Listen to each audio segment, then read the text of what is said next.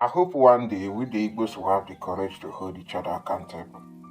As much as we are the receiving end of this systematic neglect in Nigeria, we must not forget the fact that there are things that we are not doing right. And I'm going to start with the shortcut culture in Igbo land. Money is life in Igbo land, Ego Bondo. This has created excessive social pressure. Young Igbos are going through anxiety, depression, and many of them are desperate to make money because there is erosion of values in Igbo land today. Respect and wealth in Igbo land are tied together. If you don't have money in Igbo land, there will be no respect to you. So in Igbo land today, it's money over everything, money over value, money over moral, money over integrity and dignity is affecting us. Go to Ghana today, the Ghanaians are pointing fingers at the Igbos. South Africans are pointing fingers at the Igbos. In many places around the world today where Nigerians are being accused of, being involved in crimes, fingers are indirectly pointing at the Igbos. And this is not to say other tribes in Nigeria don't commit crime, but when all said and done, majority of the Nigerians outside Nigeria that are damaging the image of this country are the Igbos. We need to call a spade a spade. And let's not act as if the government of Nigeria wake up one morning and say, okay, we are going to neglect the Southeast region. Understand that every action comes with consequence. There's reaction to every action. We literally went into civil war with the government of Nigeria, even though it was unnecessary. The Biafra war was unnecessary, but I digress. The reason why we are being treated the way we are being treated by the government of Nigeria today is because of that war. We were in control before the war. So we must not act as if we are being neglected by the government of Nigeria for no reason. The Nigerian government do not want to see the Igbos rise above their control. That is why the Southeast region is being neglected systematically. But I digress. What I'm talking about here is our shortcut mentality. Majority of the Igbos are suffering. They're under pressure. Young Igbos are under pressure everywhere. They want to make money so that they can be respected. A young Igbo guy in Ghana, in Kenya, in South Africa, in any country outside Nigeria cannot come back to Igbo land without serious money to avoid being shamed. Because if you come back to Igbo land without serious money, as an Igbo person that travel out of Nigeria, your own family member will hate you to the core.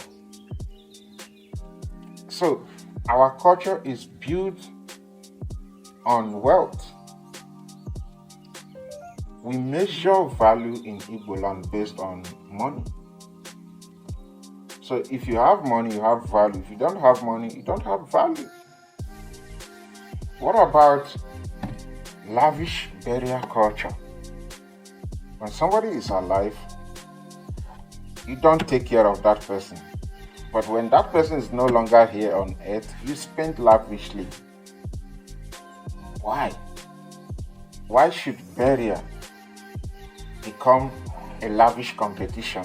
Why? What about excessive glorification of our business aspect? The Igbos are good with business, so what? The Igbos are good with trade, yes. It's basic knowledge. But today, we over-glorify that aspect.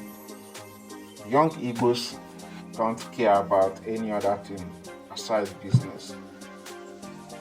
Telling an Igbo guy now to go into career service or into art is a waste of time, because to him, business is number one. I'm not saying that business is not important, but when all said and done, people should be allowed to engage in different things. Please, let's do better. Eh? Family pressure, community pressure is too much. An Igbo man that is rich today faces serious pressure, because you have to prove that you are rich. You have to build unnecessary mansion in your village, even though you don't stay there. That is why if you travel to Igbo land today, you find empty mansions here and there, just to prove that you are rich. Ego runa maronye pale. And some family members will dry you to the bone. Some family members, the moment you become rich, they will milk you until you are dry. And guess what? If you go broke in Igbo land, you're on your own.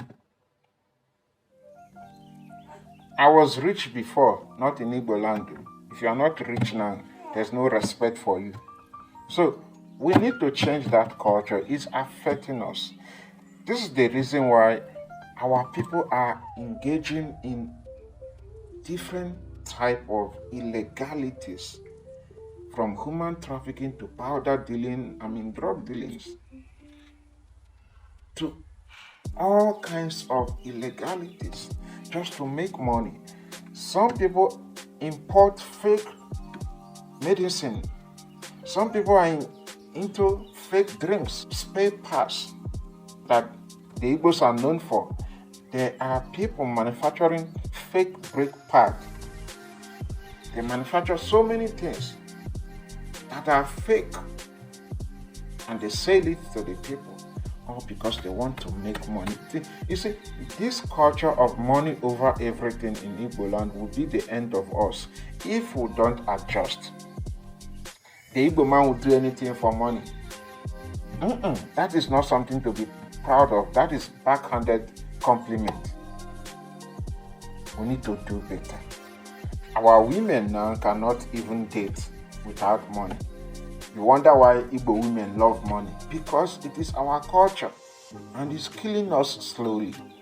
It's also affecting the country. It contributes to the reputational damage that Nigeria is facing today. And like I said earlier, this is not to say that other tribes in Nigeria don't commit crime, but we the Igbos, we need to do better.